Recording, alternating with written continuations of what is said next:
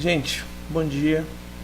Eu vim só fazer um videozinho aqui para falar de uma coisa que eu julgo extremamente interessante acerca da atuação dos organismos de classe, dentre os quais os organismos sindicais, por exemplo.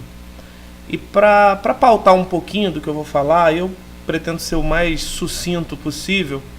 Eu queria só fazer menção a um texto específico do nosso grande mestre Paulo Freire, onde ele fala um pouquinho do que ele considera ser a função dos organismos de classes, a função dos sindicatos, por exemplo. Vou ler só esse trechinho, é um livro, esse livro aqui, ó, que está na minha mão, que inicialmente recebeu o nome de Diálogos sobre Educação, depois, recentemente, dividiram os diálogos e deram esse outro nome para o livro, que é A Partir da Infância. Mas ele diz o seguinte, aqui: os organismos de classe, as associações de classe deveriam lutar muito para levar um discurso diferente, eminentemente político aos trabalhadores do ensino, sem deixar de apoiá-los em suas reivindicações de ordem salarial, que são absolutamente necessárias porque é a partir daí que o sujeito, com sua sobrevivência, pode pensar. Apoiar, portanto, as reivindicações salariais dos professores, mas tentar ultrapassar o nível dessa reivindicação e tentar, então, um trabalho eminentemente político para a recapacitação dos professores e o desvelamento do momento histórico em que os professores estão lutando. Essa deveria, para Paulo Freire, ser uma das funções dos órgãos de classe, como os sindicatos, por exemplo. Para Paulo Freire, a gente sabe muito bem que educação e política são coisas que não se separam. Mas ele também vai dizer que a sala de aula, especificamente, ela, conquanto não se separe da política, ela não é um local de formação exclusivamente política, embora toda a formação política aconteça em todos os momentos, porque não há neutralidade para ele. Ele então vai dizer, concordando com diversos outros autores marxistas, autores críticos ao longo da história, que o lugar da formação eminentemente política, diretamente política, seria então os sindicatos. Porque esse tipo de formação, ele fornece para o trabalhador uma espécie de consciência de classe.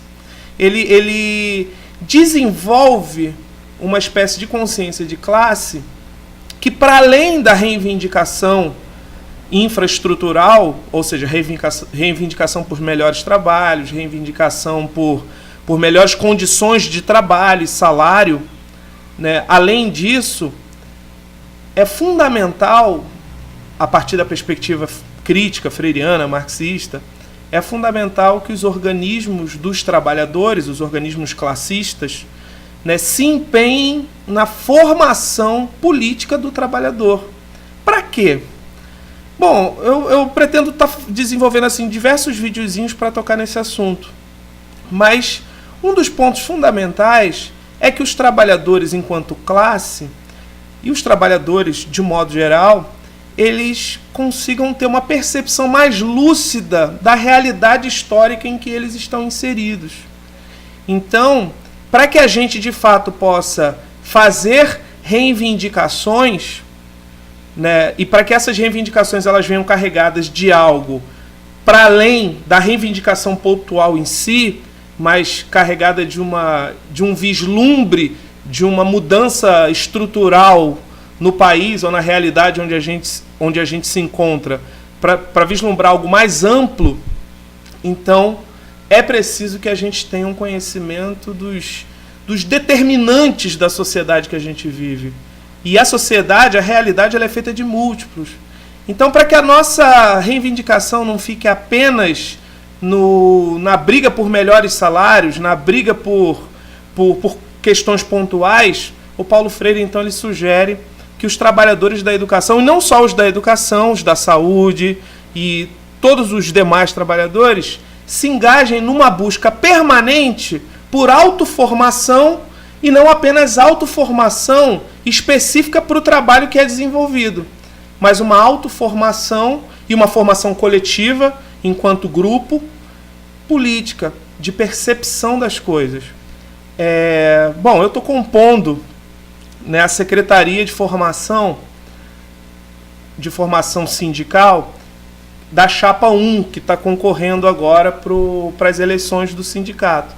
Então eu estou fazendo esse videozinho só a título de esclarecimento do caráter, da característica que nós gostaríamos de imprimir para essa nova postura sindical que a gente imagina. Nós gostaríamos de perceber o sindicato para além de reivindicações que são fundamentais e são a base, né, do trabalho a ser desenvolvido ali, mas para além disso, perceber o sindicato como organismo de formação continuada alternativa aos profissionais que se servem desse sindicato. Então essa seria uma proposta que nós temos. Então se você concorda com isso, se você acha isso interessante, isso é algo que nós gostaríamos de estar desenvolvendo ao longo dos próximos anos aí. Então nós compomos a Chapa 1, né, com a proposta de presidência do Samuel.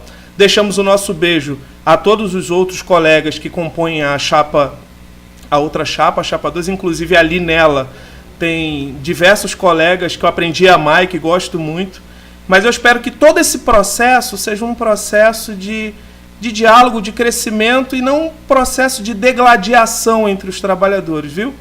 Então, assim, eu desejo mesmo que esse processo todo de eleição, de reivindicação, que todo esse processo seja um processo extremamente pedagógico.